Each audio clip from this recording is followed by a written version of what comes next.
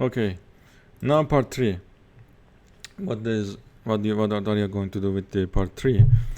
But this time in part 3, we will enable Brownian motion. This is the real case scenario, of course.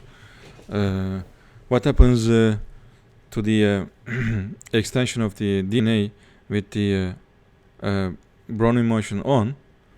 And what we will do is, with the ruler at the 0 position, at the tag position, turn the flow speed to 0 and wait a minute for the system to equilibrate and click on the position histogram. Describe qualitatively what you observe. So what it says over here, that you just give the enable the Brownian motion was disabled previously, so just give a 0 flow speed and enable Brownian motion. Okay, so what happens to the Brownian motion? Let me clear this and stop it. So if you enable the Brownian motion, if you disable the Brownian motion, what you see is that the bed will just come to the tag position, the nail position over here. Okay, but there is no Brownian motion now. But if you enable Brownian motion, what you observe is that, well, most of the time the bed is going around this tag position, but because of the Brownian motion, it will relocate itself here and there all the time, just jiggling around this fixed tag position. Okay, because of the Brownian motion. So we'll describe this what you see. I showed you what you see and describe it over here. Next, on item 12, let me tell you what to do. Okay, let me tell you what to do. All right, on the bed. So what you do is, this time with the Brownian motion on, we are going to make some position measurements on the histogram.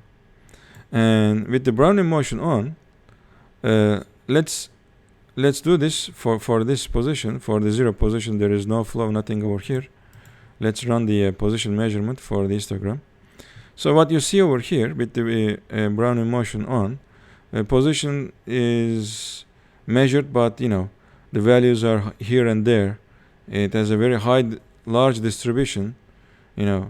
Maybe over this distribution, the 0 point might look like just at this center of this distribution, but because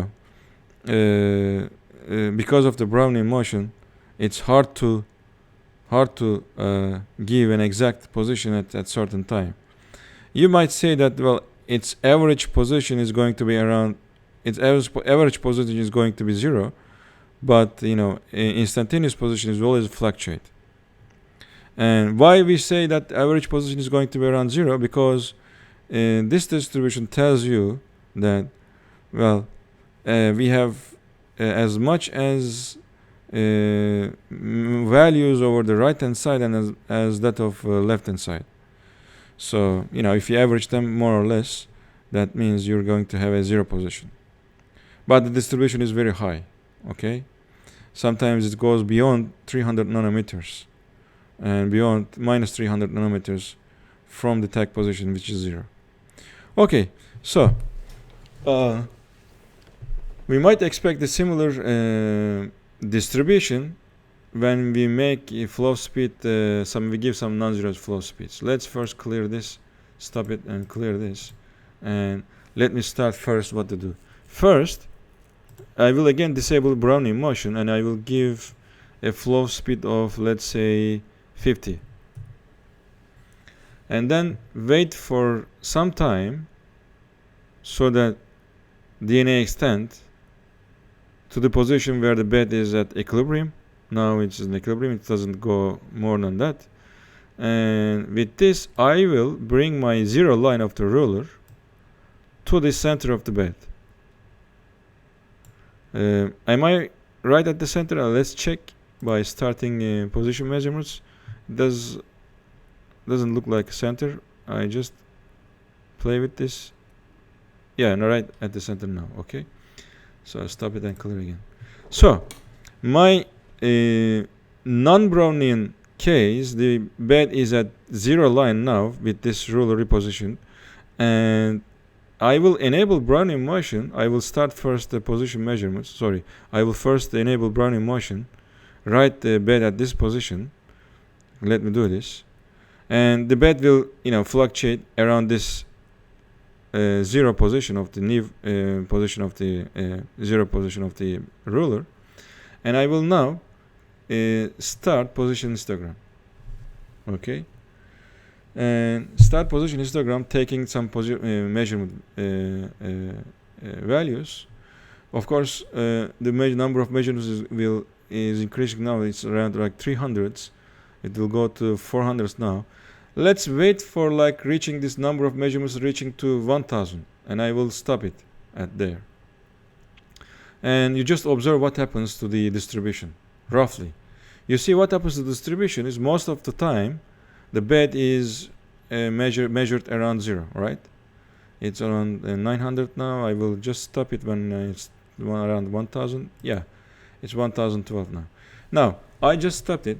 So what you see in the position measurement, position histogram, that a kind of distribution looks like a bell shape, right? But a bell shape is just getting its maximum value right at the 0 line. And it extends to like around 300s to the right and around minus 300s to the left in nanometers. So you can say that this uncertainty around this point is like around 300s when the flow speed is at 50 microsecond per second, 50 micron per second. Your job is what happens to this value, to this distribution, when you increase the flow speed more and more. Okay, when you increase the flow speed, let's say let's give now this time first, you just record this. Okay, you just press the over here you see a camera button. If you press it, it will take a snapshot, and you can take this snapshot, paste over to your reports, and just do this. Okay, for this item number 12, take a snapshot, and you can just by using snipping tool, you can just take your snapshot and save this file as JPEG, and then insert this file somewhere over here. Okay, and tell that this is for like 15 micron per second flow speed.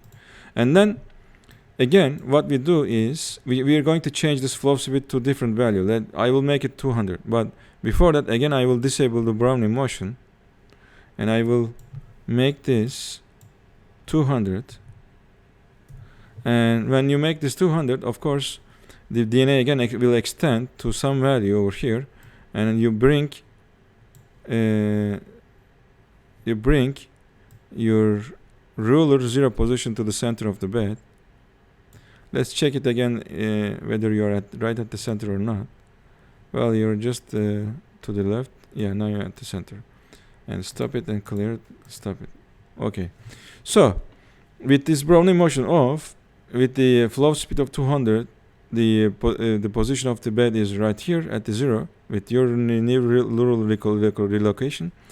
But what happens to the position histograms, the position measurements, when you enable Brownian motion?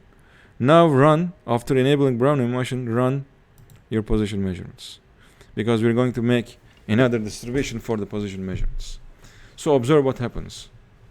Well, again, we will wait for long enough time so that this number of measurements reaches to 1000. But longer is better. If you have enough time, you can make it 2000 or 3000 or whatever. So it's like around 500 now. But just wait for some more number of measurements, reaching to 800 now. Around 1000, I will stop it. It is 1005. Okay, I stopped it. So what you see again is a similar kind of distribution, just as you had when the flow speed was 50 micron per second. Now the position histogram again is in the shape of a bell shape, but the distribution is narrower now. The distribution was like on as far as 300 for the flow speed of 50 micron per second, but now for the flow speed of 200 micron per second, the distribution is narrowed down to 150. From now 150 for the right, minus 150 for the left. So again, it's centered around 0, but the distribution is narrow now. Okay. So, and you will maybe do this for, again, disable Brownian motion for, let's say, 500 micron per second. 500. And relocate again the 0 line so that the ruler sets its 0 line right at the center of the bed. Let's check it. Yeah, it's at the 0. Clear it and enable Brownian motion and run the position histogram again. Okay, so you'll wait again for some time. Again, you see the position histogram is forming a distribution like a bell-shaped curve, but you know, this time it is even narrower than previous one, which was around 150 for 200 micron per second, but for 500 micron per second, it is the distribution is around like minus 100 to the left and plus 100 to the right. So, and stop for 1000. Okay, so distribution look like this. It's narrower. Okay, so what happens over here when you increase the flow speed or the drag force more and more? The Brownian motion effect is getting less and less, because you know, having a narrower position histogram means that position measurement is better than previous one, because it's narrower. It's narrower means more precise than previous one, because previous one was like around 150, 100 to the right and left, and now you're at like around 100. And probably you can check that if you make this larger flow speed, this histogram will produce a distribution which is narrower. Narrower distribution means more precise position measurements. So you'll just comment on these results. Okay, when you increase the flow speed, what happens to the position distribution when in the case of Brownian motion enabled? All right. So this is what you do. On 13, you will answer these following questions. Does the width of the distribution depend on the applied force? So I already answered that. You just type over here. How do you think this behavior complicates the measurement of the force extension curve for DNA in a real experiment? Okay. Well, of course, since there is a distribution, if the distribution is high, the width of the distribution is high, then that means, you're less certain about the position.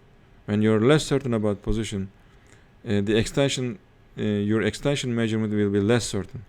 Okay. So in part C, how you might have modify your procedure in order to measure the force extension curve in the presence of Brownian motion of the bed. So if you want to make, you're not going to do this, but if you want to make again a position versus force graph, how are you going to do your position measurements or extension measurements? I mean, by using again this position histogram, but this time you're going to have a distribution. So how are you going to measure, how are you going to record the position measurements out of these position distributions? Okay, let's tell about this. All right, so I will finish this report at this point. All right.